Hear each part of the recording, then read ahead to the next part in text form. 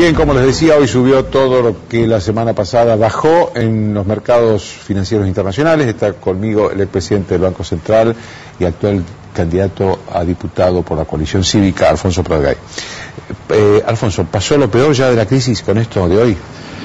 No lo sabemos todavía, Joaquín, pero lo de hoy es muy importante. Es muy importante porque es la primera vez en un año, casi un trimestre que llevamos de crisis y de tropiezos, en que un grupo de gobiernos pone el foco donde lo tiene que poner, ¿no? Lo que anunciaron los países europeos durante el fin de semana fue esencialmente cubrir o proteger a los bancos, blindar a los bancos en torno de el principal problema de desconfianza que hay hoy, ¿no?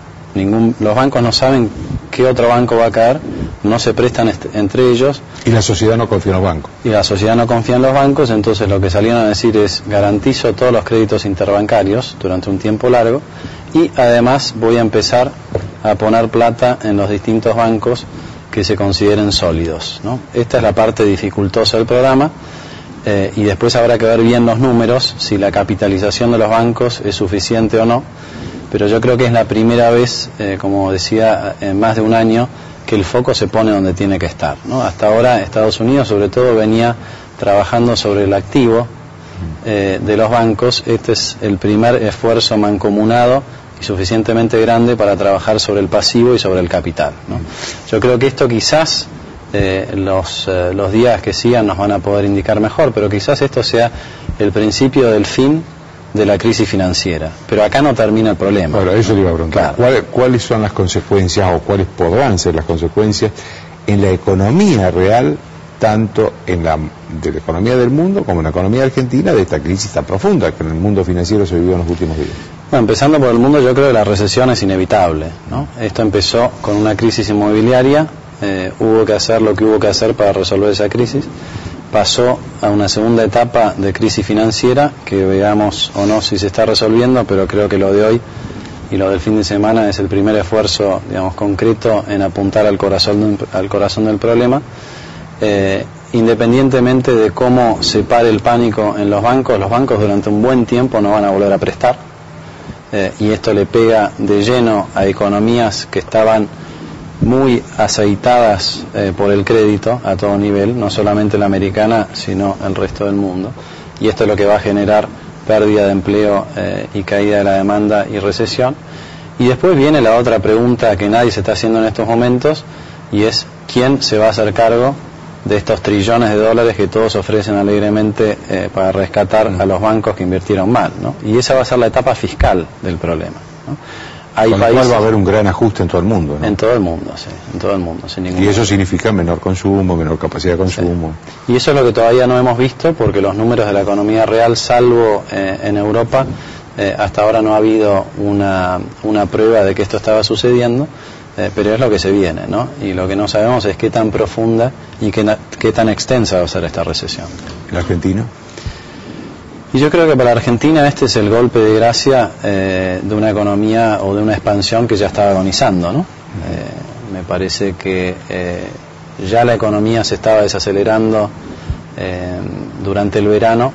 Después tuvo la crisis del campo que la profundizó, y esto es como el golpe de gracia, digamos, ¿no? La recesión que hay afuera, las dificultades para acceder al crédito, todo esto se va a ir trasladando.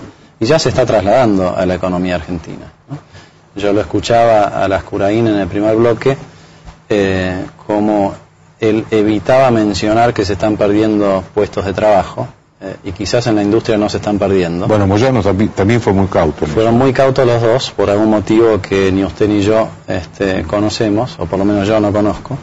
No, yo tampoco, le aseguro. Pero bueno, sería interesante ver la película en su conjunto, ¿no? En los últimos 5 años la construcción contribuyó la mitad del crecimiento y más de la mitad de los nuevos puestos de trabajo. Y la construcción está en caída libre, digamos, ¿no? En los últimos 2 o 3 meses la actividad de la construcción se ha contraído muy fuertemente, y eso ha empezado a arrastrar los empleos que se venían creando, ahora se están destruyendo, ¿no? Dígame, Alfonso, en este panorama, ¿hay alguna oportunidad que pueda tener la Argentina si sabe aprovecharla? Yo no creo, a ver, el gobierno está vendiendo esta crisis internacional como una oportunidad para Argentina. Me parece que no bueno, lo ayudó a los Kirchner a zafar de la política, pero nada más. Sí, pero digamos, nosotros tenemos que mirar más allá de eso, ¿no?